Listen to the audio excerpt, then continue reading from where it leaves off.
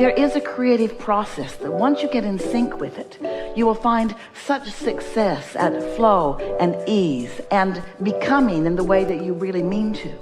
So step one is life causes you to sift and sort and evaluate and decide. Life just gives you contrast that causes desire to be born.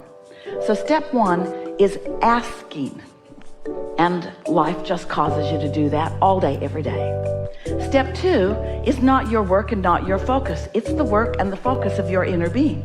Step two is when you ask, it is immediately, instantaneously given to you in vibrational form. When you ask, it is given.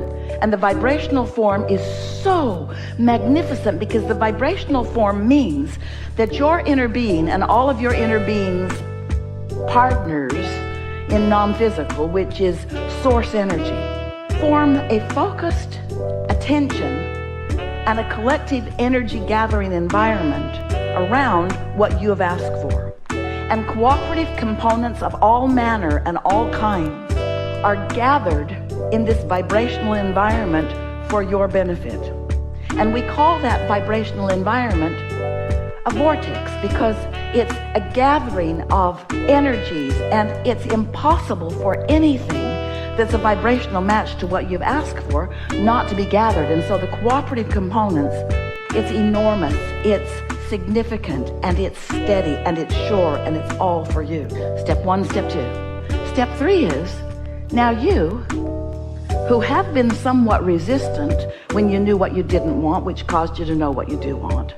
Now your work is to focus upon what you do want rather than justify why you don't want what you don't want.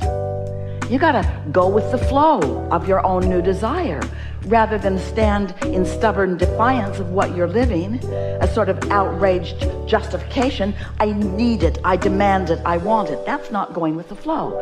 That's going against the flow.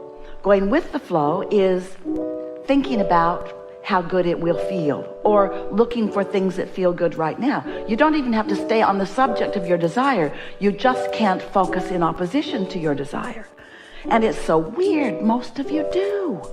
I want more money, but I don't have enough. And you join together with other complainers to talk about how hard life is.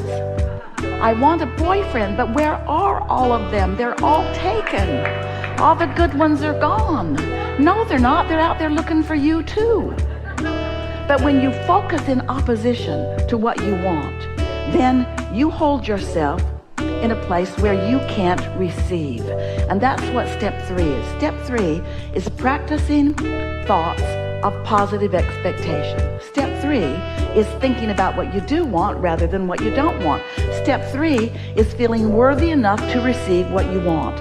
And that takes some practice for many of you because you've been basing your feeling of worthiness on what you've got, not upon what you want. Often you think that there is some outside arbitrator, some outside negotiator, some outside decider of what's right and wrong and good and bad for you, who is preventing you from the goodness that you want.